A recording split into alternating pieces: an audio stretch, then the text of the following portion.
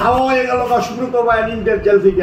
তারপর দা বাইন্দে আমার আয়না ঘরে নিয়ে এলো, আপনারা একটা বার লিখতে পারলেন না, আপনাকে কলমের এত বলে শক্তি। আমাদের জিজ্ঞেস করার আগে আপনি এলাকায় জিজ্ঞেস করেন, আমরা কি আপনি সত্য কথা কব? তার সঙ্গে আমাদের কোনো সম্পর্ক নেই, এক কথায় বুঝতে পারছেন? আর কিছুই জিজ্ঞেস করেন না। নাটকীয় উত্থান, তারপর পতনের গল্প। একসময় ঢাকার অপরাধ জগতের অন্যতম ভয়ঙ্কর নাম শ্রীমতী সুব্রত বাইন, কথিত 7 স্টার গ্রুপের প্রধান। ভয় আর আতঙ্ক ছড়িয়ে পড়েছিল পুরো রাজধানীতে। কিশোর বয়সেই অপরাধের রাজ্যে পা রাখেন সুব্রত। দেশে 2টি আর ভারতে বিয়ে করেছেন 1টি। ধর্মে ছিলেন খ্রিস্টান, কিন্তু ভারতে গিয়ে প্রেমে পড়েন মুসলিম নারী জমিলার। সেই জমিলাকেই বিয়ে করে গ্রহণ করেন ইসলাম ধর্ম। কিন্তু এই ধর্মান্তরিত হওয়ার বিষয়টি তার পরিবার কখনোই মেনে নিতে পারেনি। সম্প্রতি সেনাবাহিনীর হাতে কুষ্টিয়া জেলা থেকে গ্রেপ্তার হন সুব্রত। পরিবার চায় সে স্বাভাবিক জীবনে ফিরুক। আমরা পৌঁছে যাই সুব্রতর গ্রামের বাড়িতে। কথা হয় সুব্রতর বোন সুপর্ণা বাইনের স্বামী অতুল পিরিচের সাথে।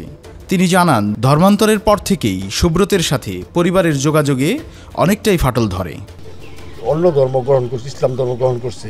ইসলাম ধর্ম গ্রহণ করার পরে সে বিশেষ করে এদিকে মানে তার মানে মার কবর যায় না দেখা করতে, বুঝেন নাই? নভেম্বর মাসে আমরা কবর জিয়ারতের একটা থাকে, ওই সময়ে ওই দিনটাই মনে হয় আমি এত ফুলকে জিজ্ঞেস করছে যে এত ফুল কেন? তো বললাম যে আজকে তো কবরস্থান, আমরা আমাদের নভেম্বর মাসের 2 তারিখে আমরা কবর জিয়ারত যাবো, ঠিক আছে? যাবেন নাকি? চলেন।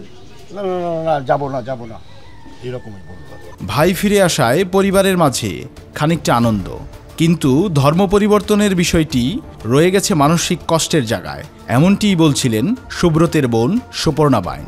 ভাই এটা তো কষ্টেরই কষ্ট না, আমার একটা মাত্র ভাই, ওর সাথে আমার সম্পর্কটা অনেক ভালো ছিল। তো একটা ভাই তো আমাদের সাথে অনেক যোগাযোগ, মনে করেন আমার বিয়ে হয়েছে, আমার ছেলেমেয়েরা, ওই সময় তো আমার ভাই ছিল না। আমরা সবাই তো অ্যাকসেপ্ট করে একটা ভাই। এই যে অ্যারেস্ট হয়েছে, এইটাও আমাদের তো আমরা কষ্ট পাইছি, অনেক কষ্ট পাইছি। আমার ভাই, এখন আমার বাবা আছে, উনি তো অনেক কষ্ট পায়। ওনাকে তো আমরা প্রথমে দেইনি খবরটা। আমার মনে হয় না যে সে কারো পিড়াপিড়িতে এগুলি করার মানুষ সে না। তার মনে হয়েছে হয়তো বা তার এখন এটা হলো দরকার, বা সে তার হয়তো ভালো হচ্ছে, হয়তো সে ধর্ম ঠিক করছে। তারপরে কষ্ট আমরা পাইছি, ধর্ম থেকে চলে গেছে, এটা স্বাভাবিক, সবারই কষ্ট লাগার কথা। আর ওর থেকে ওর কাছ থেকে তো আমাদের এই ধর্ম চেঞ্জ করার আগে থেকেই একটু ছাড়া। আমাদের জিজ্ঞেস করার আগে আপনি এলাকায় জিজ্ঞেস করেন, আমরা কি আপনি সত্য কথা কব? তার সঙ্গে আমাদের কোনো সম্পর্ক নেই, এক কথায় বুঝতে পারছেন? আর কিছুই জিজ্ঞেস করেন না। বাবা বিপুল বাইন জানান, ধর্ম নয়, তিনি চান ছেলে ফিরে আসুক স্বাভাবিক জীবনে।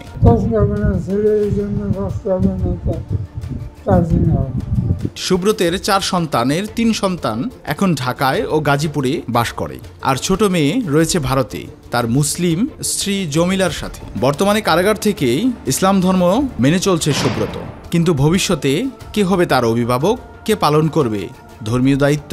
এই প্রশ্নের উত্তর এখনো খুঁজে বেড়াচ্ছেন সুব্রতের পরিবার।